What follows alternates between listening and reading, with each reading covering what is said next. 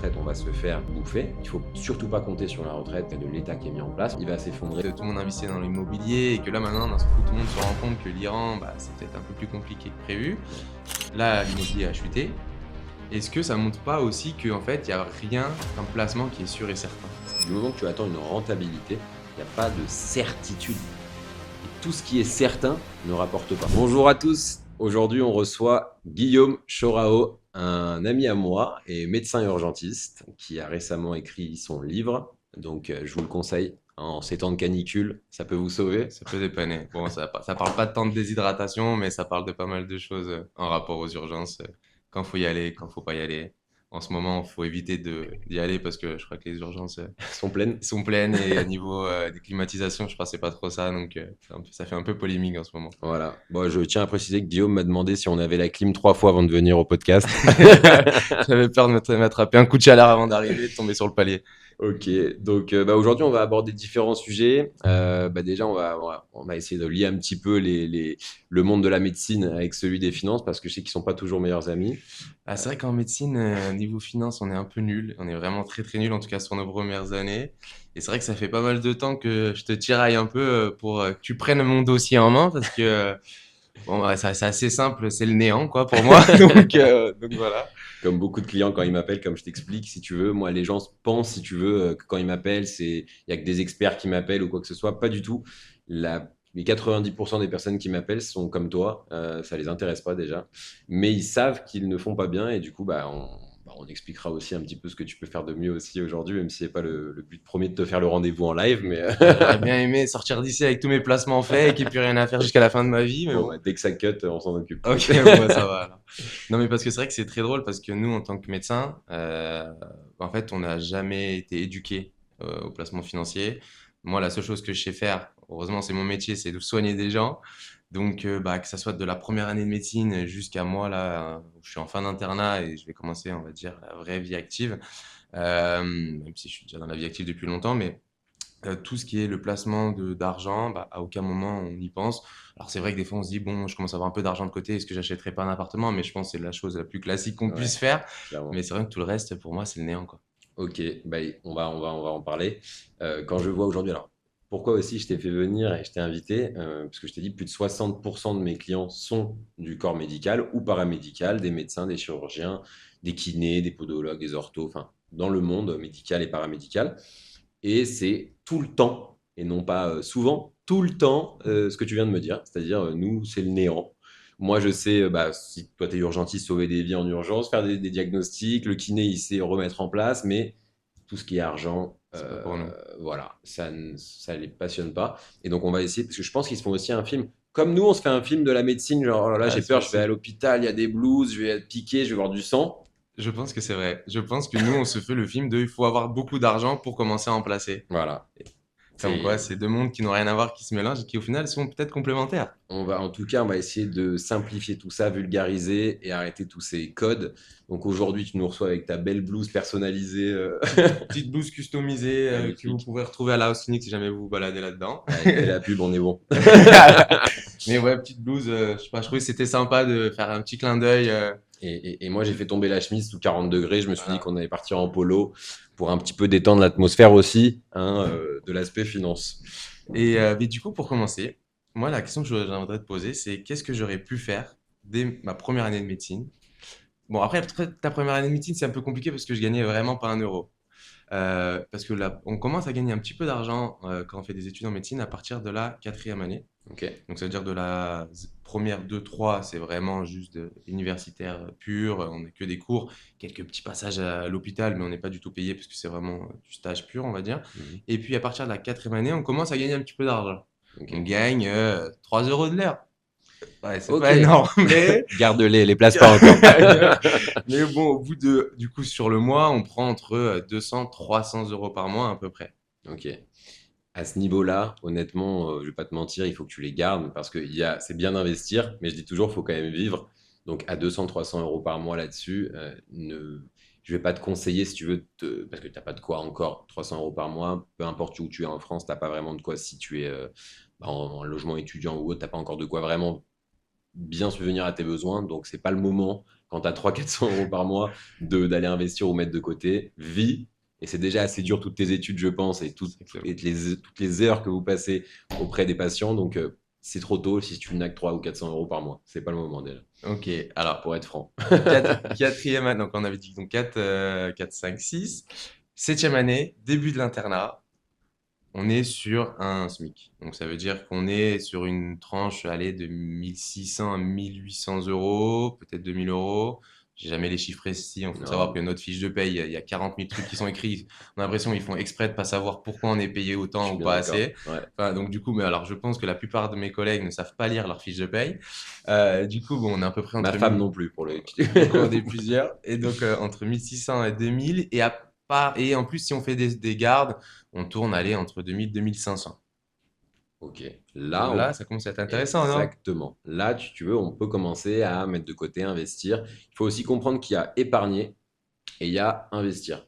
Entre les deux, en fait, déjà, réussir à épargner, c'est déjà très fort. Et c'est ce que j'explique à tout le monde quand parfois ils me disent, alors je sais que c'est pas bien, j'ai tout sur mon compte courant ou mon livret A.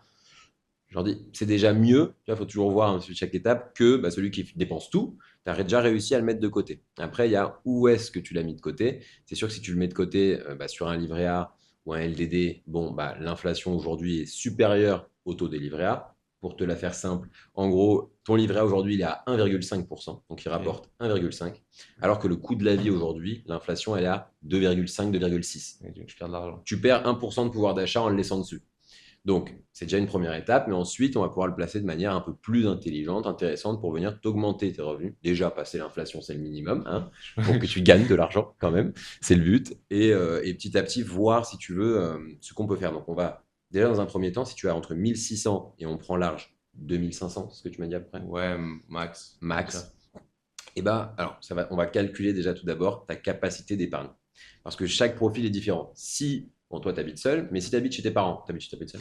Alors, j'habitais seul, là je suis retourné chez les parents, mais je vais vite repartir. Mon père, il en veut plus. La veille de mes 30 ans, il m'a dit c'est quand que tu prends ton envol. Ça commence à refaire mal cette histoire. Les études à son long, le daron, il commence à être lourd. Mais tu vois, ça change tout parce que je te le dis, parce que souvent au téléphone, c'est la question. Et tu as direct ceux qui me disent je gagne 1 600, mais j'ai besoin de 400-500 pour vivre, je vis chez mes parents, donc j'ai une capacité d'épargne énorme. Donc déjà, ça va tout changer. Calculer ta capacité d'épargne, c'est de quoi tu as besoin pour vivre, si tu veux, tous les mois, de combien tu as besoin en charge fixe et en dépenses, plaisir, etc. Bon, si tu gagnes 1 500, mais que tu es chez les parents, entre guillemets, et que logé, nourri, si tu Je peux veux, et que m'aider. tu n'as que les petites house clinic plutôt en dépenses au bar. Donc dans ce cas-là, ça va, et tu vas pouvoir mettre un peu plus de côté que celui qui, évidemment, à 1 600, lui, il a son appartement à charge, ses frais fixes, son électricité, son eau, sa nourriture, etc. Et donc, déjà, premier temps, comme je t'expliquais, calculer la capacité d'épargne. C'est la première étape. Ah, ok, mais moi, tu vois, j'avais une question par rapport à ça. C'était que je trouvais que, par exemple, mettre 5% de côté quand tu as 1 500 € par mois, Mhm, c'est quand même plus compliqué. En tout cas, ça fait plus mal mhm. que mettre 5% de côté quand tu as 5 000 € par mois. Et Bah, du coup, je trouve que ça empathie plus sur ma qualité de vie de mettre 5% à 1 500 que 5% à 5 000.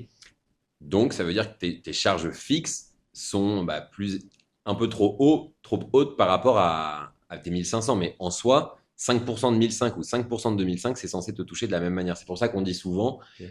Elon Musk, lui, il peut dépenser 1 million. C'est comme 10 € pour toi et moi, ou même pas d'ailleurs, 1 €. Donc, c'est des questions de pourcentage. Si tu reprends le même pourcentage, normalement, c'est pas censé. Mais vu que déjà, tu habites à Paris, le coût de la vie Il est très est très élevé. élevé, et que si tu veux, tu aimes bien vivre et qu'il ne faut pas non plus se mettre là pour épargner. Ça, je le dis à chaque fois aussi, c'est pas le but, hein. C'est-à-dire que le but aujourd'hui, c'est pas de te dire tu vas arrêter de vivre, aller 3 fois de moins au restaurant par mois et arrêter de sortir pour mettre de côté. Si c'est ça, oublie, tu vois, Bah, parce que c'est pendant, plus un plaisir. ouais, pendant très longtemps, parce que je me suis toujours posé cette question de mettre un peu de côté, mais c'est vrai, je me dis, bon, si je me retire ça, du coup, il y a ça que je fais pas. Bon, qu'est-ce que je fais? Bon, bah, au final, j'ai fait les choses, j'ai pas mis de côté. C'est 90% des gens que j'ai en ligne. Mais aujourd'hui, il y a une chose qui est sûre, c'est que tout ce qui reste, ces petits efforts que tu as fait, c'est ce qui restera dans 10 ans, 15 ans, 20 ans. C'est le petit effort d'aujourd'hui, même si, mais attention, hein, tu me disais 5%, c'est pas grand-chose, hein. J'ai dit au hasard. Parce que sur 1 500, 75 €, là, c'est vraiment, tu peux même. Il est bon en maths, hein. Ouais, ouais, Ah, il a ouais. fait vite, hein. 10%, 150 divisé par Ouais, c'est 2. pas con. Donc, je te dirais même, voilà. essayer de mettre 10% de côté, même d'ailleurs, c'est beaucoup mieux. 5%, tu es encore un petit peu même en dessous. Et ça va t'éduquer toi-même tout seul, ça va te donner une rigueur. Et tu te dis, mais 150, 100 euros, 200 euros, qu'est-ce que c'est? Mais sur 15 ans, 20 ans, que tu oublies que c'est comme ça et que tu as la rigueur avec les intérêts composés, c'est tout ce qui restera. Alors, quand je te dis c'est tout ce qui restera, évidemment que tu auras toujours tes souvenirs en tête incroyables, des moments que tu as passés, dépensés, les vacances. On était récemment à À Ibiza. Ibiza. Récemment, Et Ibiza. donc, on a des super bons souvenirs et ça, c'est top. Mais bah, dans 20 ans, tu auras peut-être 150 000 sur un compte à base de 150 euros ou plus dans 15 ans, 10 ans, alors que de l'autre côté, bon, tu auras des super souvenirs aussi. Donc, je mets pas. Moi, je suis beaucoup dans le FOMO, hein. Pareil, je mets pas la concurrence. Faut faire les deux. Je dis toujours, c'est pas l'un ou l'autre, c'est l'un et l'autre. Toujours. Mais bon, voilà, déjà, si tu veux, pour les pourcentages, que je te réponds. Mais par exemple, qu'est-ce que tu conseillerais à un interne, donc qui commence son internat, il va faire 2000 euros, allez, on va dire 2000 euros par mois, avec le coût de la vie à Paris, il est ce qu'il est, on va dire avec un appartement aux alentours des 1000 euros, donc il lui reste 1000 euros pour vivre, plus ses achats du quotidien. Qu'est-ce que tu lui conseillerais, le pourcentage qu'il devrait mettre de côté dans Ouais. ce que tu juges qui serait intéressant, et dans quoi ça pourrait être intéressant déjà dès le début de l'internat, enfin, je recommence, où ça serait, j'en étais où? Ou ce serait intéressant peut-être de le placer, tu allais dire. Je voulais dire, oui, exactement, je voulais dire où ça serait intéressant, donc du coup, de le placer. Bah, très simple. Encore une fois, je te reprends la capacité d'épargne parce que il a 1000 euros de charge fixe, il a en plus 2000 euros de salaire, donc il a aussi peut-être, on va calculer, j'en reviens, hein, mais à la capacité d'épargne. S'il a bah, 2000 euros qui sont dépensés chaque mois, je vais lui dire, c'est pas le moment pour toi de commencer à investir, à mettre de côté. Si par contre on calcule qu'il est à 1007 de capacité d'épargne, la réponse elle est là. Tu as 300 de capacité d'épargne. Est-ce que tu veux les investir? Est-ce que tu te sens prêt à le faire? Oui. Si tu sens que 300 c'est un peu au bas, 200, et donc tu auras toujours 100 d'excédent, tu auras toujours ce petit coussin de sécurité. Et après, où les placer? Donc déjà aussi comprendre que ceux qui sont à là et qui n'ont pas aujourd'hui de capacité d'épargne, il ne faut pas investir. Il y a un moment pour tout dans la vie, tu vois. Je ne vais pas aujourd'hui te dire, tu n'as pas de quoi acheter à la fin du mois, si tu veux, un rab de nourriture ou c'est une bêtise, tu ne vas pas les mettre de côté. Contre-intuitif, quoi. Voilà. Ensuite, où les placer? Donc, tu es jeune, et quand tu es jeune, une assurance vie, un PEA, c'est des choses qui restent disponibles. Donc, déjà, c'est pas bloquer l'argent. Ensuite, on en parlera dès que tu arrives dans la vie active et que tu commences, parce que quand tu commences dans la vie active, souvent, tu es célibataire sans enfant, souvent en tout cas. Et donc, l'impôt, il ne te rate pas une seconde. Hein, il t'attend au tournant, Ouais, on le voit, ça. il te matraque. Et donc, après, tu auras aussi des systèmes de défiscalisation, histoire de mettre de côté sur des PER, autre chose. Mais ça, c'est plus sur le long terme. Parce que quand on sait aujourd'hui, on en parle, mais on n'a pas encore parlé, mais les retraites, les systèmes de retraite, on va se faire bouffer. Ouais, C'est-à-dire, je connais pas grand-chose, mais j'ai vu pas mal de choses passer sur ça, hein. bah, si je peux te donner un conseil, Guillaume, c'est que si tu veux, toi comme moi, on a à peu près le même âge, il faut surtout pas compter sur la retraite, le système de retraite, en tout cas de l'État qui est mis en place aujourd'hui. Parce que, et si je me demande mon avis, et on en reparlera, hein, on aura ce podcast dans 10-15 ans, il va s'effondrer le système.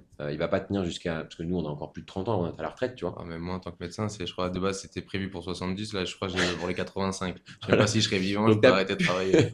plus de 40 ans devant toi. Tu me demandes mon avis. Dans 40, avant, bien, bien avant, dans les 10-15 ans, on est tellement endetté, la France aujourd'hui, et le système de retraite, il est pas du tout fonctionnel, que tu verras, on va avoir une belle surprise, je pense. Donc, il faut en fait se la créer soi-même, et ce qu'on appelle une retraite par capitalisation. Pour te répondre encore plus simple, parce que là, je suis parti en assurance vie ou PEA, des petites choses, on va dire, faisables et disponibles dès aujourd'hui quand tu es étudiant. Et quand tu commenceras à rentrer vraiment dans la vie active et à avoir payé beaucoup d'impôts, ou même déjà payé même un peu d'impôts, PER pour la retraite sur du long terme, tu sais que ça part sur 20, 30, 40 ans, mais au moins, pendant tes 20, 30, 40 ans, tu payes moins d'impôts. Et tu vois ta cagnotte augmenter, augmenter, augmenter, et t'es pas tenté de te dire, allez, je pars à Ibiza, je pioche dedans, tu peux pas. Ouais, ouais, mais c'est ça qui est tentant, parce qu'en fait, quand t'as l'argent qui est dispo et que tu sais que d'un seul coup, t'as quelque chose qui est prévu, tu te dis, bon. Ouais, Mais du coup, est-ce que ça veut dire que le placement, est-ce qu'il faut le voir un peu, enfin, j'ai l'impression qu'il faut le voir un peu comme un jeu. ouais. Il faut le voir comme un jeu. En fait, si tu le vois, c'est pour ça que je te disais, si tu le vois comme une contrainte, c'est pas bon, le fais pas. Déjà, nous, notre relation, elle sera pas cool. Et moi, vraiment, bah, comme toi, tu vois, tu es le médecin cool. Bah, j'essaye hein, d'être le Le financier financier cool, cool. tu vois. Parce que si tu veux, moi, et comme toi d'ailleurs, je pense que ce qu'on apprécie le plus, c'est les relations Je suis d'accord. vulgarisées. Tu vois, on fait du contenu pour essayer de faire comprendre à tout le monde, tu vois, de la manière la plus simple possible. Et j'en revenais à. Tu me disais. Que le placement, ce soit un jeu. Voilà. Et donc, si c'est pas un jeu pour toi, et en tout cas, si ça te met en difficulté, moi, je te suivrai pas, en tout cas, parce que ça va amener une tension entre nous deux dès le départ. Donc, il faut que ce soit un jeu. Après, il faut pouvoir te permettre, c'est-à-dire ne mets pas 50% de ce que tu as si c'est un jeu.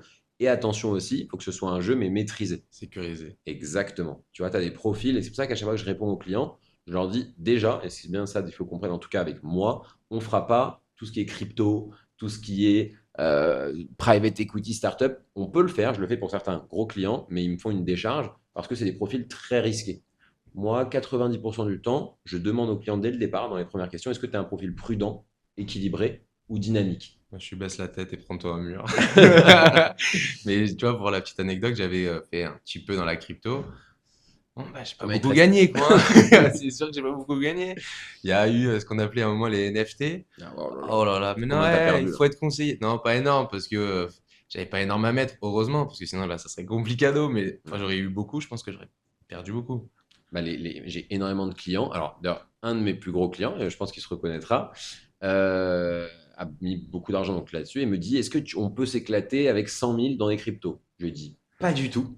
On va pas s'éclater avec 100 000 euros dans les cryptos. Tu vas t'éclater, mais avec 30 000. Et aujourd'hui, je pense qu'il Il est il va content. me tuer. Bah, il a fait ses 30 000 d'un coup de son côté, hein. C'est pas moi. Et avec ces 30 000, il doit lui rester 9 000. Voilà. Ouais, Donc, bah, en tout cas, par contre, sur son placement voilà, de quelques sur millions, ces- il est très content sur le reste avec moi. Mais dans tout ce qui est crypto, c'est tellement. En fait, c'est des effets de mode. C'est des effets de mode, en tout cas, que je ne connais pas assez, que je ne maîtrise pas assez et que j'ai pas envie. Tu vois, c'est pas mon. Moi, c'est pas mon créneau, en tout cas.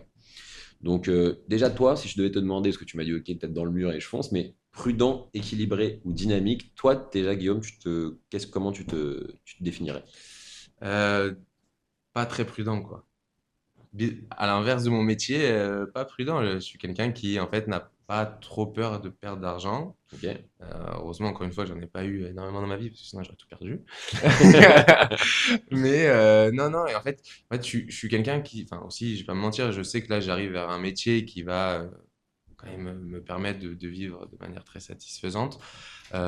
Et donc là, tout ce que j'ai accumulé jusqu'à maintenant, ça reste un peu anecdotique. Anecdotique? Ouais, Anecdotique, on dit? anecdotique. Anecdotique, comparé à ce que peut vraiment faire un médecin quand il est bien installé. Parce que là, aujourd'hui, bon, bah, le salaire d'un interne, comme on disait, c'était entre 2000, 2500, 3000 sur certaines exceptions, dans certaines conditions. Mais en fait, un médecin qui est installé, aujourd'hui, s'il travaille de manière intensive, il fait très facilement 6, 7, 8, 10, 15, 20 en fonction de son activité et de ce Ouais, qu'il veut faire, etc. Donc en fait, c'est vrai que tout ce que j'ai fait jusqu'à maintenant, c'est vraiment, moi, je l'ai plus vu dans un côté universitaire. J'ai mes cours et je fais ce qu'on me dit de faire et je me pose pas trop de questions en ouais, dehors de tout ça, plaisir. quoi. Exactement.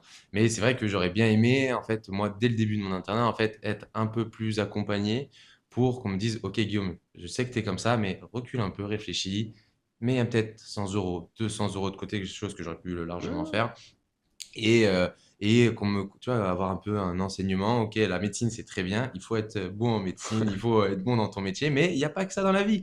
Moi, je me rappelle d'une phrase d'un de mes chefs en cardiologie, à l'époque, quand j'étais externe. Bon, c'était c'était un contexte autre, mais qui me dit, putain, il a fallu que j'arrive à 45 ans pour me rendre compte qu'il n'y a pas que médecine dans la vie. C'est je une vois ce que image c'est. qui est forte. Ouais, Voilà, c'est une image qui est hyper forte. Bon, lui, je pense pas qu'il parlait du point de vue financier, mais je pense que c'était plus dans un mode, ouais, je profite pas assez de la vie. Moi, ce côté-là, ça va. Mais bon, voilà. maintenant, il y a le côté financier où je me dis, bon, Faut le faut... juste milieu. Et des Exactement. deux côtés. Tu vois, lui, il devait peut-être trop du côté médecine et pas assez du côté financier. Et si tu veux, bah, il faut juste le juste milieu dans les deux profils. Mais il y a beaucoup ça en médecine. En médecine, tu as beaucoup de gens qui sont. En fait, enfin, on a été. Tout notre apprentissage a été tête dans le guidon. On fait médecine. Il n'y a que les cours, il n'y a que la médecine dans la vie. En fait, c'est vrai que quand on arrive au bout d'un certain moment, on se dit, OK, il y a ça, mais il y a beaucoup d'autres choses. Et bah, notamment tout l'aspect financier. Et encore une fois, moi, j'aurais vraiment adoré qu'on me prenne par la main dès mon début d'internat et qu'on me dise, Guillaume, voilà, tu vas arriver dans ça, tes prochaines années, on sait combien tu vas gagner parce que tu es interne. Si tu fais pas d'autres choses à côté, bah, tu auras ça par mois.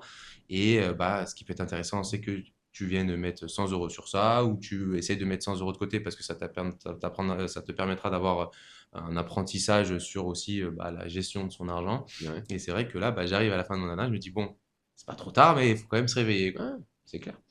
Là, pour que je remette aussi en situation, aujourd'hui, tu as fait combien d'années d'études là? J'ai fait avec ou sans redoublement? Avec Avec 12. 12. Ouais. Donc, à partir de quoi? La cinquième année, tu aurais pu commencer à mettre de côté, Quatrième t'estimes? année. Quatrième. J'aurais pu mettre, en vrai, si j'aurais pas forcé un minimum smart, allez, oui, parce que je travaillais des fois un petit peu à côté, je faisais un petit peu d'argent à droite à gauche, j'aurais pu mettre, oui, 300 euros par mois. 300 € par mois, donc c'est pas mal. Donc, depuis à peu près 8 ans. C'est ça. Donc, pour t'expliquer rapide, donc 300, 3006 sur un an, c'est-à-dire 3006. Il est bon en maths, Non, non, mais hein. 6 000. On t'aurait pu aujourd'hui avoir à peu près, hein, 62 000 € de côté avec les intérêts composés et un placement qui Je pars rapporte. maintenant, du coup, là. Non, non, mais tu vois, juste pour te dire. Et pourtant, 300 euros, c'est. Tu vois, on ne pense pas à 60 000 quand on entend Ouais. 300. Mais 300 par mois, donc ça fait 3006 par an. Si tu le places à 6-7% et que chaque année, tu as les intérêts composés et tu attends 8 ans, aujourd'hui, tu pourrais avoir voilà, à peu près 60 000 € de côté. C'est quand même pas mal. Et en plus, vu que le dossier aurait plus de 8 ans, ça, je vais rentrer dans le sujet. Après, on va aussi rentrer un peu plus dans les. Tu m'as demandé quel placement. Et ben, après 8 ans, il y aurait même plus de fiscalité sur les plus-values. Donc, ça veut dire que parce que tu as versé, hein, sur 8 ans, tu auras versé à peu près, je dis une bêtise, 35 000.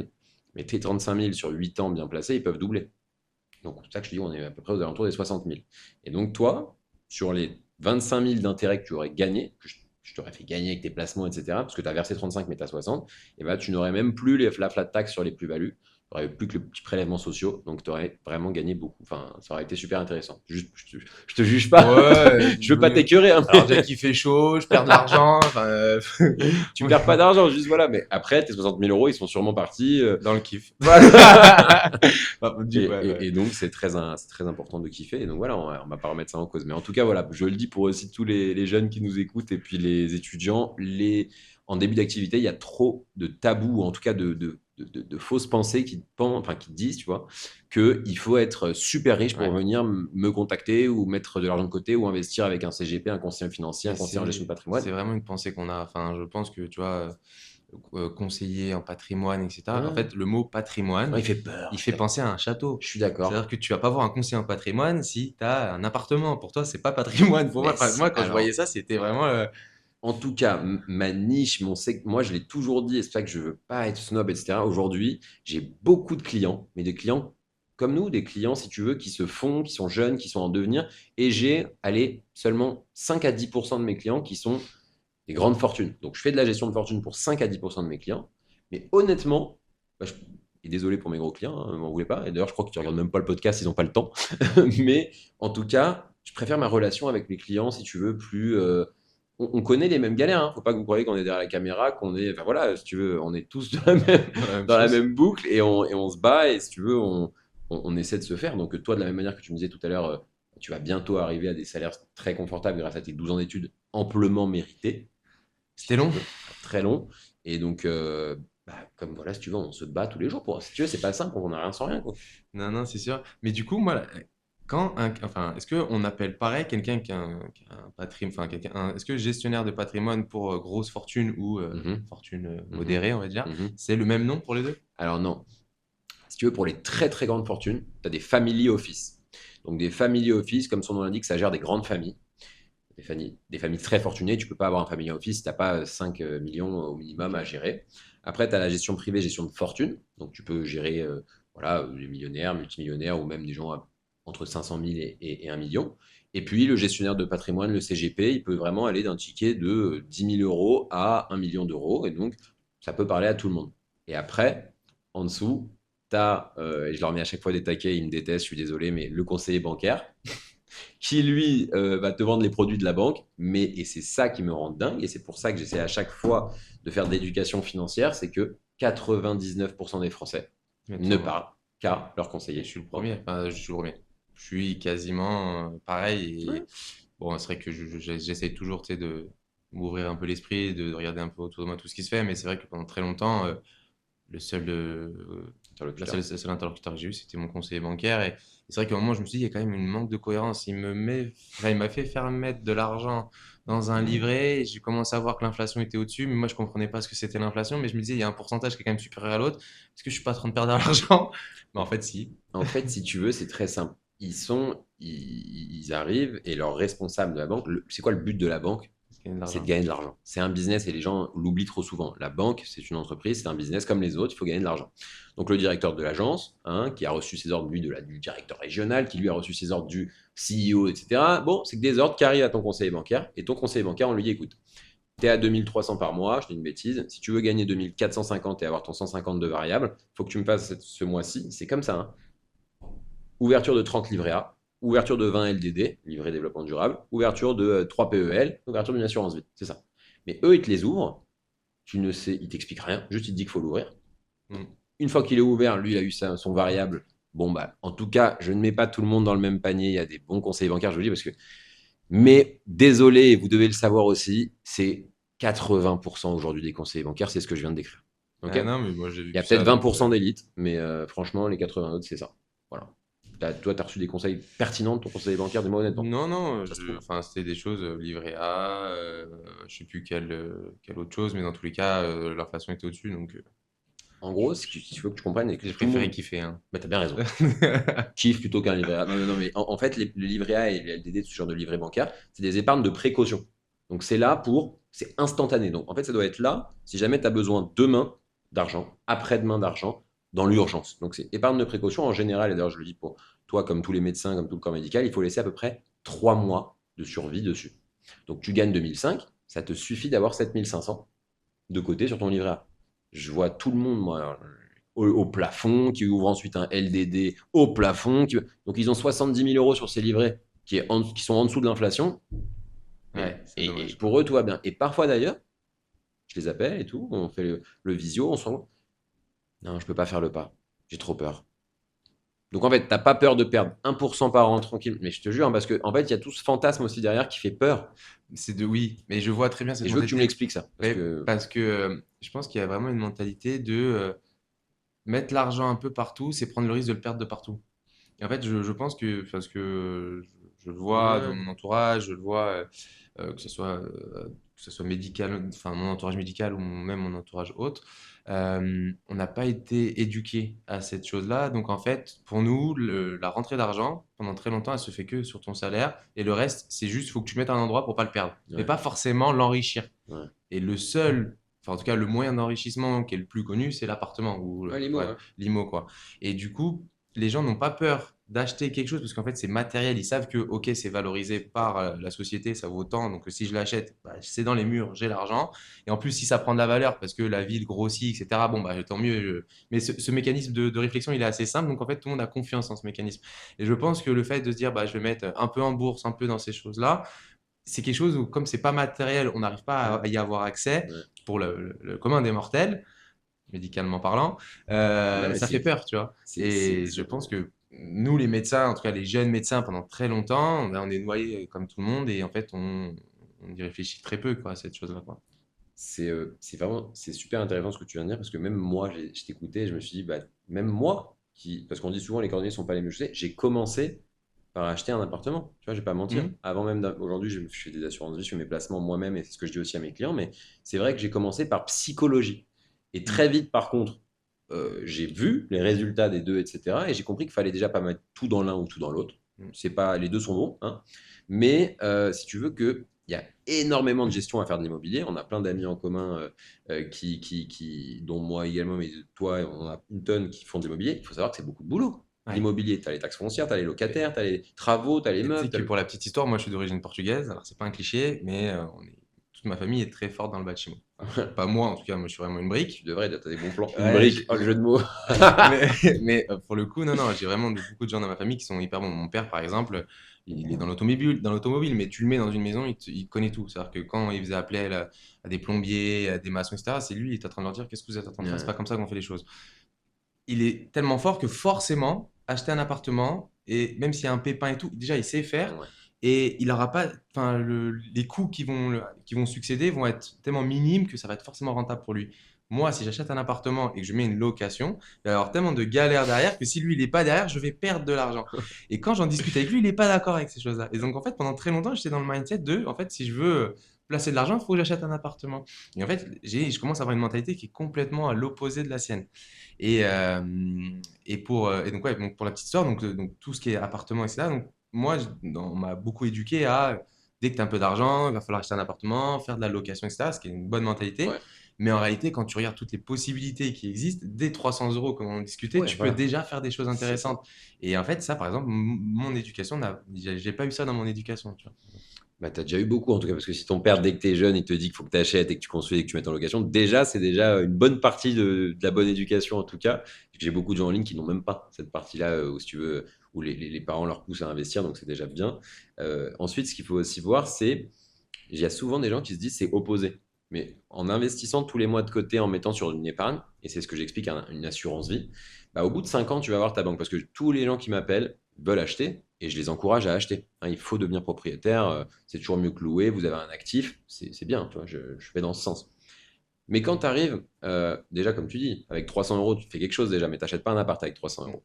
Donc quand, avec tes 300 euros là, de côté par mois, on reprend l'exemple sur 8 ans, tu as 60 000 euros.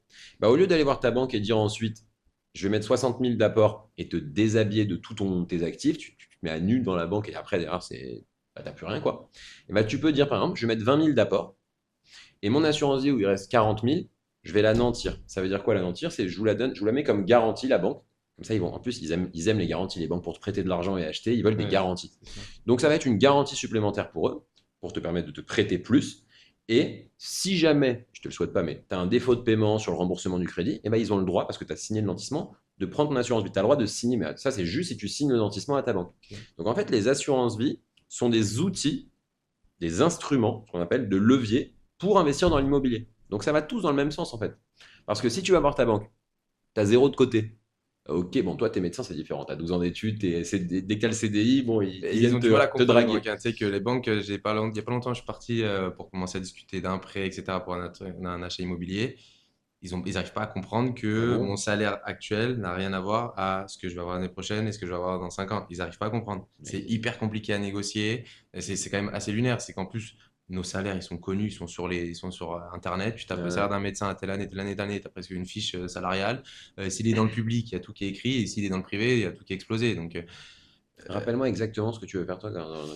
moi, je suis Si, si. en tant que médecin, tu veux Oui, dire? Là, oui. moi, je suis urgentiste. Donc, ça veut dire que là, actuellement, bon, là, je suis en dispo, donc c'est-à-dire que je fais des petits remplats par-ci par-là, mais en gros, il me reste encore un an dans l'hôpital public à faire en tant que médecin urgentiste.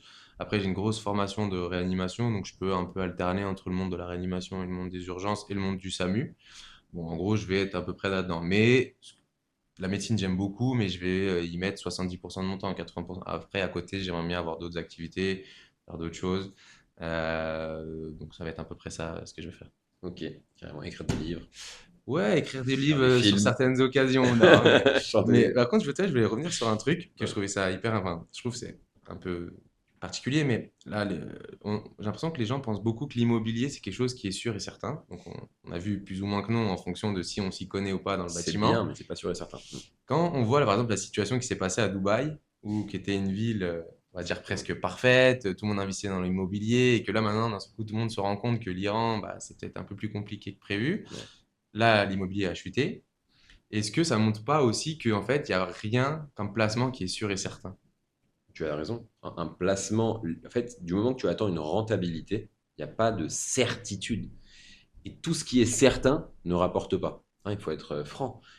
Ton livret A, ok, mais par exemple, tu as un peu mieux déjà que le livret A, tu as le fonds euro. Donc le fonds euro, c'est, si tu veux, une garantie que tu as, c'est un fonds, le euro, que la banque te garantit à un certain taux. Ok, aujourd'hui, par exemple, tu peux l'avoir sur des taux boostés en première année, il peut aller jusqu'à 4% les premières années. Ok. Donc ça, sans prendre de risque. Donc déjà, d'ailleurs, à savoir, tu vois, ça vous a pris 30 secondes de vous le dire, mais c'est toujours mieux que 1,5, plus du double, donc déjà, et c'est garanti. Mais après, oui, tout ce qui est amené, en fait, dans la vie, si tu prends aucun risque, tu n'as pas de retour sur ta vie. Enfin, tu n'as pas en tout cas de...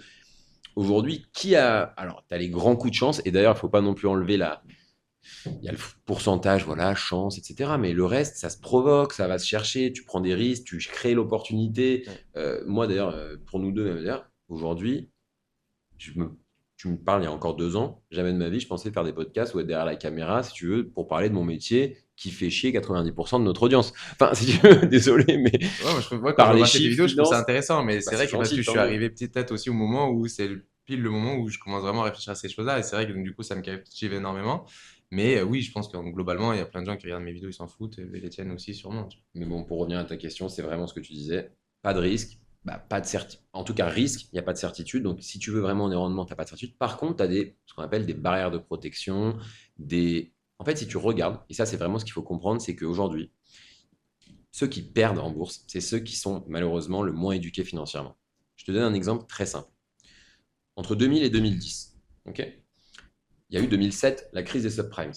C'est ce que 100% des gens sur cette planète vont se rappeler. Je leur dis, qu'est-ce qu'il y a eu financièrement parlant entre 2000 et 2010? Hop, en 2007, la crise. Mais les gens qui sont rentrés en 2000 et qui sortent leur argent en 2010 ont gagné de l'argent. Ils ont gagné, ils ont peut-être même plus que doublé, fait x3 parfois, entre 2000 et 2010. Tu regardes les courbes sur des périodes de 10 ans, depuis plus de 100 ans, ça ne fait qu'augmenter, et vraiment de manière énorme, hein, plus de x2, x3 tous les 10 ans. Par contre, ceux qui ont perdu de l'argent, c'est soit ceux qui n'avaient pas diversifié, donc tout mis sur, par exemple, une bêtise, la banque Lehman Brothers qui a fait faillite, qui sont rentrés en 2005 et qui sortent en 2007 au moment de la crise, eux, ils perdent. Il faut comprendre que pas vendu, pas perdu. C'est au J'ai rien moment. vendu en crypto. Voilà. En gros, ce que je veux dire, c'est qu'il faut juste malheureusement avoir tu vois, le courage de tenir dans les moments de crise et pas sortir. Mais par exemple, le Covid, il y avait des gens, comme je le dis, et j'ai vraiment cet exemple, parce que celle-là, je l'ai connue. 2007, j'étais plus jeune, tu vois, je n'étais pas encore financier, je devais avoir 15 ans. Mais 2020, je l'ai connu. Les gens ont eu très peur en 2020 quand les marchés ont fait moins 20, moins 25. Il y a eu déconfinement, annonce du premier vaccin 4 mois plus tard. Tout est reparti, tout le monde a encaissé. Il n'y a que les personnes qui ont flippé qui ont perdu de l'argent. Et ça, c'est un ressenti humain, comme tu me disais tout à l'heure, parce que tu t'es pas éduqué, tu as peur, tu vois, tu dis, ah, faut que je récupère mes billes. Et récupérer quand les marchés font moins 20, c'est accepter de perdre moins 20. Tu te calmes, tu te dis, j'en ai pas besoin tout de suite, tu attends 6 mois, 1 an. Et c'est pour ça que je te dis qu'en fait, tu prends des risques, certes, mais c'est une période donnée. Si tu me dis que tu as 10 ans devant toi, tu prends pas vraiment de risques. Si tu as 2 ans devant toi, tu en prends. Tu vois ce que je veux dire? Ouais, C'est pour ça que je te dis, par exemple, un placement en retraite, comme tout à l'heure, où ton horizon de placement, c'est 20, 30, 40 ans, et prends du risque. Parce que quoi qu'il arrive, tu regardes les courbes sur 20, 30, 40 ans, elles font x10. x10. Ça, c'est quoi du coup un placement, ce que tu appelles un placement en retraite du coup pas... C'est un Le... placement que tu places sur plein, enfin c'est un placement que tu fais sur plein de choses différentes ou c'est un Alors, truc hyper précis? hyper précis, c'est par exemple ce que j'appelle le PER, le plan épargne retraite. C'est une enveloppe dans laquelle tu vas mettre tous les mois. Et ce qui est bien, par exemple, pour les professions libérales ou même pour les salariés, c'est que tout ce que tu mets, c'est en moins de l'impôt. Donc, tu vas avoir en moins de ton impôt ce que tu as mis de côté. Donc, tu mets 300 euros de côté. À la fin d'année, je t'envoie une attestation. Au titre de l'année 2026, Guillaume Chorao a défiscalisé 3600 euros.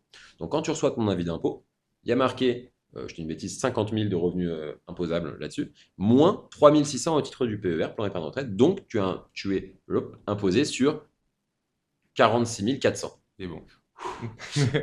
Et du coup, le reste, tu vois, tu l'as défiscalisé. Donc, ça, en fonction de tes tranches marginales d'imposition, désolé, je prends des termes un peu qui vous ennuient, mais je suis obligé quand même, bah, c'est plus ou moins intéressant. Plus tu es imposé, plus ce placement est intéressant, Ouais, clairement. complètement. Et vu que tu sais que bah, tu ne peux pas le récupérer avant ta retraite, tu as des possibilités. Tu peux, pour la achat de résidence principale, tu peux récupérer. Surendettement, je te le souhaite pas, tu vois, mais invalidité totale ou partielle, aux urgences, tu dois en voir des gens invalides, donc là-dessus.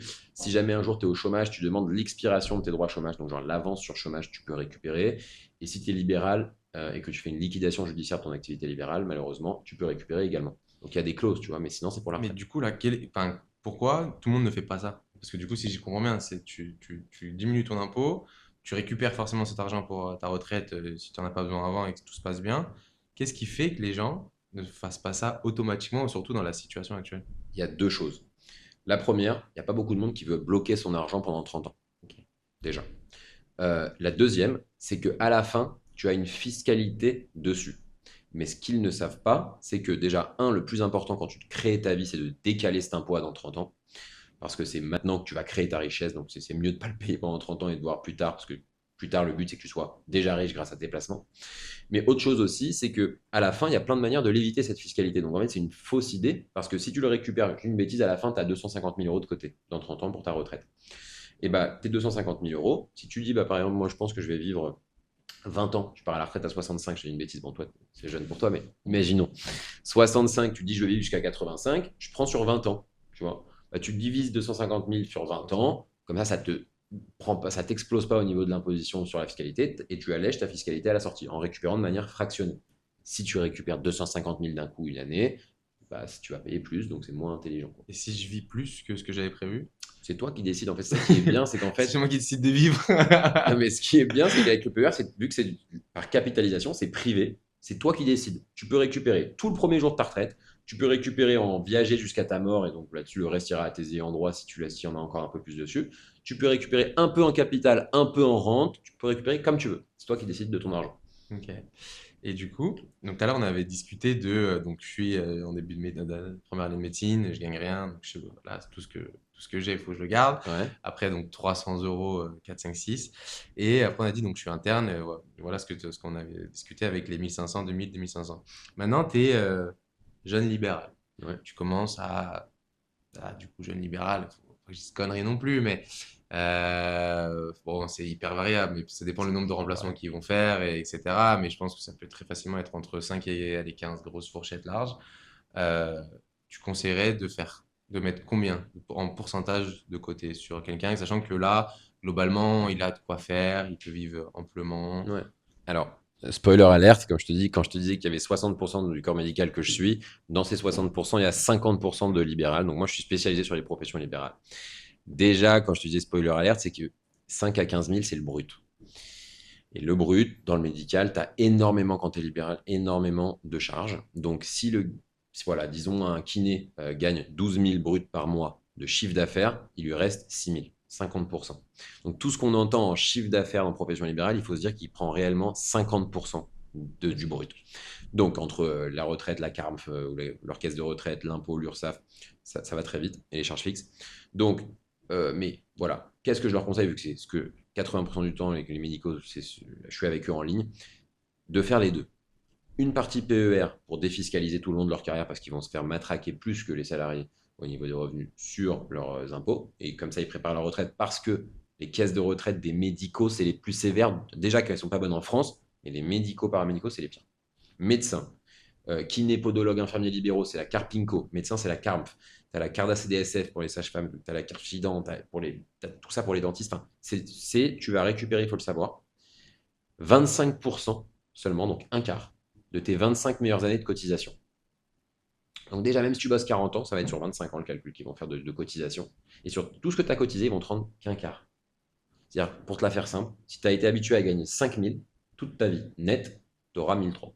Comment tu fais Ouais, quand tu arrives à la retraite? avoir la même qualité de vie, quoi. Tu as 70 ans, 67 ans, 65 ans, peu importe en fonction des professions.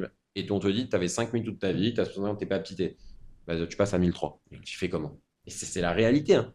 C'est la réalité. Et on n'en parle pas assez. Alors, ok, on en parle, on voit des manifestations, mais moi, j'ai des vraies personnes en ligne toute la journée que je suis depuis 10 ans et plus. Elles se reconnaîtront toutes et ils se reconnaîtront également. C'est gravissime. Donc, si on n'avait pas. Et c'est pour ça que parfois, beaucoup m'appellent en me disant, mais heureusement que vous m'avez ennuyé il y a 10 ans. Parce que tout à l'heure, tu as dit quelque chose et j'ai relevé. J'aimerais bien qu'on me prenne par la main, etc. Ça, c'est ce que tu dis en podcast. Mais quand on vous appelle, quand on est en rendez-vous, vous avez peur. Il faut être honnête. Moi, On, non, on vous mais dit, non, pas toi, mais en tout oui, cas, je les comprends, professions ouais. libérales, etc., Je c'est ils comprends pensent qu'on complètement. est là pour vendre quelque chose. Ouais, je comprends. Alors que, comme je dis, il n'y a pas de tabou. Je vous explique comment on se rémunère, soit sur les frais de vos contrats, soit moi, je mets vos frais directement à zéro et je vous fais une facture d'honoraires. Donc, c'est dès le départ, vous m'avez réglé, puis tous vos contrats sont à zéro, mais tout est transparent. En tout cas, sur ma partie, il n'y a aucun tabou sur comment je me rémunère. Il faut que ce soit tout dès le départ, vu avec le Cadré, ouais. client et carré. Donc, je te disais, Du coup, tu reparlais donc que ton client qui te disait merci 10 ans plus tôt de m'avoir pris par exactement, la main. exactement, parce que je les ai un petit peu, si tu veux, bousculés au départ. Ils disent non, mais je ne vous connais pas assez, etc. Je les ai bousculés. Mais quand je te dis c'est tout ce qui reste à la fin, c'est vrai. Ça veut dire que pendant 15 ans, tu mets 300 de côté. Bah, je peux te dire que tu seras 100 fois plus content de cela quand tu auras tes 100 000 à arriver que ta retraite de 1 300 parce que les 100 000, tu en fais ce que tu veux, c'est à toi. Ouais, C'est par capitalisation, ça a été ton choix. Et donc, ils me disent, heureusement que vous avez été là, et c'est pas pour me jeter des fleurs, mais vraiment, ils me le disent de manière, c'est mignon. Et ils me disent tous tout le temps le même constat. Au début, je pensais que vous étiez encore un requin qui était là pour ça. Et je lui dis, mais regardez, j'ai gagné ma vie en faisant ça. Vous avez gagné votre vie, mais à la fin, il y a une phrase que je répète toujours et qui est importante vraiment. On paye toujours trop, on n'épargne jamais assez. Ça veut dire, tu payes trop d'impôts, tu payes trop d'URSSAF, tu payes trop le coût de la vie. Mais mettre de côté, mon métier, c'est faire mettre de l'argent de côté aux gens. Qui va te dire dans ta vie, tu mets trop d'argent de côté, c'est pas bien. Alors, si c'est pour Un plus vrai vivre. un vrai kiffer. Ok, si, non mais oui. Alors si c'est un rat, désolé, et que du coup ils disent bah je peux pas venir boire un verre avec toi parce que je mets de côté. Non, ça, mais en général en tout Ouais, je cas, suis d'accord. on va pas te dire tu mets trop de côté, c'est pas bien.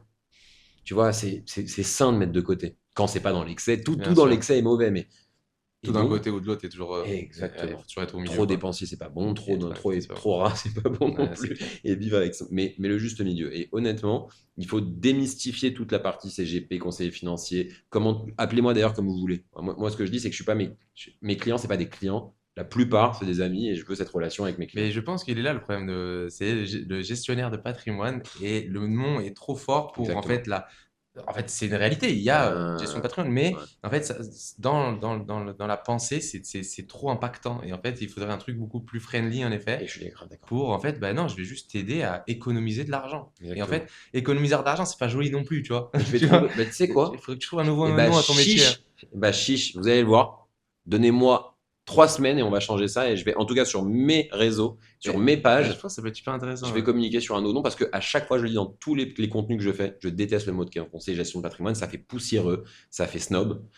Déjà, sur mon profil, vous pouvez regarder, hein, je suis CIF, c'est conseiller en investissement financier. C'est un autre terme, déjà que je suis et investissement, il fait peur aussi. Donc, conseiller financier, c'est déjà un peu mieux, mais on va trouver encore mieux. Ouais. Comme tu as trouvé House Clinic Pour pour faire la la fête fête et la de clinique, manière. Ouais, ouais, c'est pas mal. voilà, vous étiez là à l'origine, on va trouver un nouveau nom. Chiche, je vais le faire. Tu vas Mais voir. je pense que c'est hyper intéressant parce que moi, j'ai aussi un ami à moi qui est gestionnaire de patrimoine. Et en fait, ce qui est drôle, c'est que c'est un de mes meilleurs amis, tu vois. Ouais. Et on n'a jamais eu cette discussion-là. Il m'a Ouais. toujours dit, Guillaume, fais un peu... il voit comment je suis un peu trop dépensier, un peu trop olé olé. Mais on n'a jamais eu cette discussion. Et en fait, je me suis toujours dit, alors que c'est vraiment un de mes meilleurs potes d'enfance, hein, euh, enfin, ça sert à rien. Il est gestionnaire de patrimoine, j'ai pas de patrimoine. Tu vois, alors que c'est drôle quand même comme Exactement histoire. ça. Ouais. C'est drôle, hein. Ouais. Et ça se trouve, son nom, ça aurait été économiseur d'argent. Tu vois, je serais allé le voir en direct. Alors, bon, on s'appelle tous les 4 matins, mais jamais on parle d'argent et jamais on parle de business, enfin de Ap- finances ou autre, tu vois. Après, je ne mélangerai pas à ta place amitié et argent. C'est vrai que moi, j'ai plein d'amis que je suis, mais je leur dis dès le départ, on n'en parle pas. Soit on se prend un rendez-vous, mais dans la vie de tous les jours, sinon, tu vois, faut pas que ça Non, non, mais impacte c'est non clair. plus le. Non, Vraiment, t'es non, rien. chaud. Mais c'est du truc, tu sais, dans ma vie de côté. En fait, c'est un moment que je réfléchis à ces trucs-là. Tu sais, des fois, je me dis, et j'ai beaucoup de débats avec mon daron en vrai, parce qu'on n'est pas du tout pareil. On n'est pas du tout pareil, tu vois. Ouais, Genre, dans le lui, il a mindset, été j'imagine. très conservateur, je mets de l'argent de côté, j'achète des apparts. Et il a, Moins tu vois, kiffeur, plus investisseur. exactement. Lui, il a traité comme ça et ça lui a servi, tu vois. Mais On l'a trouvé. moins kiffeur, plus On investisseur. va trouver le nom kiffeur investisseur. Kiffeur, investisseur. Ouais, c'est pas mal ça. C'est parti. C'est plus conseiller en gestion de patrimoine, c'est kiffeur investisseur. Tu veux appeler ton kiffeur investisseur ou quoi? Et en fait, j'ai souvent des débats avec lui parce qu'on n'est pas d'accord. Et lui, tu vois, il me dit, Guillaume, il faut que tu achètes un appartement. Mais je lui dis, mais je vais acheter un appartement. Ça va me coûter plein de travaux que je ne sais Ouais, pas je faire. Je suis fais, si pareil, tu n'es quoi. pas dans le bail à m'aider, je vais perdre de l'argent. Mm. Un plombier, je vais avoir une fuite d'eau, je vais appeler quelqu'un et je vais perdre 1 000 € dès le départ parce que je ne sais pas faire. C'est Et vrai. j'ai fait, moi, je sais soigner des gens. Donc, tu mets une structure où je vais soigner des gens, je vais faire de l'argent. Tu mets une structure où je dois réparer des murs, je ne sais pas faire. Et sur ça, il n'est pas d'accord, tu vois. Parce que sa jeunesse et toute sa vie a été dans la Ouais. maçonnerie, etc. Il a toujours été intéressé par ces choses-là. Donc en fait, j'ai souvent des débats. Et toi, je lui ai cité le débat de Dubaï. Ouais. Et il me dit, ouais, mais Dubaï, dans tous les cas, c'était pas sûr de base. Je fais, ah, ta gueule. Ouais, bah viens, tiens, je fais on parle de ça parce que tu m'avais demandé si tu veux Dubaï et je suis pas rentré dedans, je crois. Si tu m'as dit que bah, si c'était un exemple comme quoi il n'y a pas de placement sûr et qu'en fait, même, moi, je voulais dire, en fait, ce que je voulais dire à travers ça, c'était que même en fait, dans l'immobilier où Rien on de ça. pense que c'est la sûreté totale, Exactement. en fait, il y a une bombe qui explose ici, ça y est, t'as tout perdu, hein. Donc, Exactement. bon, ce Ouais. que je souhaite à Non, personne, hein, non, mais mais après, bon, t'as les assurances habitation, les assurances bombes quand même, mais, mais tu vois, mais en catastrophe fait, je trouvais naturelle. que c'était un peu une métaphore de la vie sur beaucoup de choses, c'est que tu n'as aucun placement qui est sûr à 100%. Alors certes, il y en a à 99, tu en as d'autres à 50%, j'en sais rien. Mais en fait, c'est tout qui fait le truc, quoi. Bah, en plus, si tu veux, bah, je suis d'accord avec toi, c'est-à-dire qu'il y a toujours une phrase d'ailleurs qui remet tout en question et que je me pose aussi, et souvent quand je vois à quel point je travaille et que tu vois mes amis me disent mais attends, il y a un moment quand même pour tout, c'est bah si, mon truc c'est horrible, hein, mais si tu meurs demain, Ça sert à c'est quoi? voilà, Ouais, tu mais ça, vois, c'est ce que je me dis tous les jours. t'as fait qu'investir, Mais après, moi, alors c'est dans les deux dangereux. sens, Ouais, moi, mon voilà, côté, il est de l'autre côté, tu vois. c'est le juste milieu, tu vois, c'est le juste milieu, C'est ça. c'est Et toujours pareil. tu vois, genre, mais c'est vrai, c'est que, enfin, après, moi, je le vois aussi avec l'hôpital et je pense que ça m'a. Déjà, j'avais un peu ce côté-là et en plus, avoir fait ce métier-là, ça m'a encore plus ouvert la case. C'est, bah, t'as des gens, ils ont 30 ans, t'as des gens, ils ont 40 ans, t'as des gens, ils ont 50 ans. Moi, à chaque fois que je les vois dans un lit, je me dis, est-ce qu'ils ont l'air d'avoir profité de leur vie, tu vois? Et en fait, bah, souvent, c'est pas sûr. Tu vois. Et donc là, ça te remet en question, tu vois. Ça te remet en question et C'est toute la question parce que moi je vois les autres, je vois on va dire pas dans leur lit d'hôpitaux mais dans leurs beaux costumes, beaux apparts et tout, et ils tombent, enfin, en fait ils tombent malades aussi parce que le stress qui ils sont très souvent liés à leur métier aussi, finance, stress, chef d'entreprise, etc. Ils ont énormément de stress et ils tombent malades et ils meurent et du coup tu te dis ouais. bah au final tu finis dans la même boîte entre guillemets quoi, hein, donc Bah, en tout c'est cas, pour l'instant, oui. Hein. Après, je crois qu'Elon Musk, il veut faire l'immortalité maintenant, mais en tout cas, au présent, c'est sûr que je pense pas qu'elle va arriver tout de suite, et je sais pas si elle arrivera un jour, mais enfin, la probabilité que tu finisses dans la même boîte que tout le monde, elle est évidente. 100%, c'est la seule chose qui est certaine sur cette Actuellement, terre, au présent, c'est c'est la 100%. seule C'est la chose qui seule, est c'est le certaine. seul placement. À 100%. Si tu peux investir sur ta mort, c'est le seul moment où tu peux faire de l'argent. Pas mal, on va faire un produit comme ça. Tiens, investis sur ta mort. Investi que tu vas mourir, Cote à c'est 2, cote à 100. 100%. Tu vois? Donc, en vrai, ouais, ouais, non. Mais, donc, c'est pour ça que j'ai souvent, tu sais, il y a des trucs de la vie quotidienne qui m'interpellent et je me questionne vachement sur ces trucs-là. Et donc, en fait, les placements financiers, etc., tout est un peu mélangé à tout ça, quoi. Magnifique. Je te dirais aussi juste, et après, bon, au pire, il cuttera aussi certaines choses au montage, mais tu me disais ton père, il est beaucoup plus. Et alors, si je peux me permettre, je pense que c'est aussi parce que ton père, il a peut-être grandi dans une plus grande pauvreté que toi, Complètement. pas de sécurité, et que c'était même pas lui une pensée de sécuriser tout le monde, c'était Complètement. une nécessité. Complètement. Et c'est pareil pour mon père, donc c'est pour ça que j'ai pensé à ça, qui est pied noir, voilà, d'Algérie. Et si tu veux, eux, s'il n'y a pas de question, qu'est-ce dans quoi je peux investir la bourse, l'IMO, Ouais. eux, c'est si tu mets pas tes enfants, un toit sur la tête de tes enfants et ta femme et que tu mets pas en sécurité, bah ils pouvaient, enfin, ils auraient pas pu se regarder dans un miroir. Donc nous, on a Ouais, mais je suis 100% d'accord avec le ça. luxe d'avoir le choix, même si bon, ils sont pas multimillionnaires nos parents, mais tu vois, au moins ils ont voilà, il a acheté son appartement. Bah, mon père il a réussi quand même à acheter son appartement, même si bon après il a eu des gros coups durs, etc. Et donc on n'a pas le même mindset parce qu'on est né dans Je une autre, suis. Ah non, mais autre vie. Ton père il est né au Portugal ou il est Non, arrivé. tous mes grands-parents, ils sont nés au Portugal, ils ont immigré en France. Et en fait, ça a été. Ils avaient 20 ans quand ils ont immigré en France, donc ça travaillait beaucoup dans les chantiers, etc. Donc mon père aidait beaucoup mon grand-père à l'époque. Et oui, c'était des métiers qui n'étaient pas forcément évidents à l'époque. Comme Et ouais, du coup, oui, c'est vrai que mettre un toit, c'était la valeur. La tu valeur, mais tu vois. vois, ce qui est très, très drôle, c'est que j'ai eu un débat il n'y a pas plus tard que 2 semaines. Et je lui dis, mais moi, je suis sûr que acheter son appartement, c'est pas forcément une bonne chose, parce que des fois, louer, ça peut être plus intéressant, parce que tu as plus de flexibilité, tu as plus de machin. Et si tu as, je sais pas, des idées de Mhm. business, etc., bah, au lieu de mettre ton argent dans un sac A, tu mets dans un sac B. Il fait non, non, comment tu peux penser comme ça? Bon, il y a ses limites aux deux, hein. Et tu vois, ouais, bien sûr, complètement, mais complètement. Et tu vois, c'est exactement sur ce que tu viens de dire, parce qu'en fait, il a été, par son éducation et parce que Et le par sa contexte vie. Ouais. dans lequel ils ont grandi, bah, c'était avoir un toit, c'est déjà. Tout pareil. Et c'est pas, tu vois, il faut quand même être reconnaissant de nos parents. Mon père, je pense, pareil tout le temps. C'est exactement le même cas que toi, mais juste pas portugais, algérien, pas d'origine algérienne. Bon, c'est pas très Pied loin, hein. noir. Voilà, Il y a une ouais. petite mer entre les deux. Exactement. Donc, c'était les métiers, comme je dis là-dessus. Il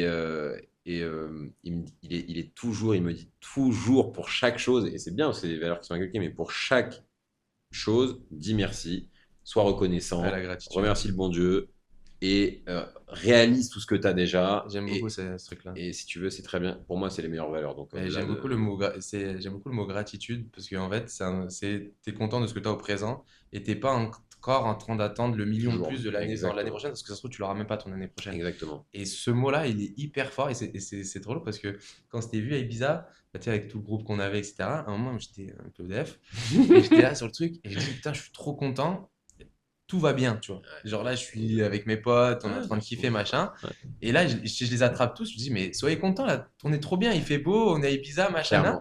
Et ils se tapent des barres, ils rigolent, ils se disent, ouais, mais en vrai, t'as raison, on est trop bien, tu vois. Et en fait, ne pas attraper le moment présent, mais en fait, c'est juste avoir la possibilité de le regretter après, quoi. 100%.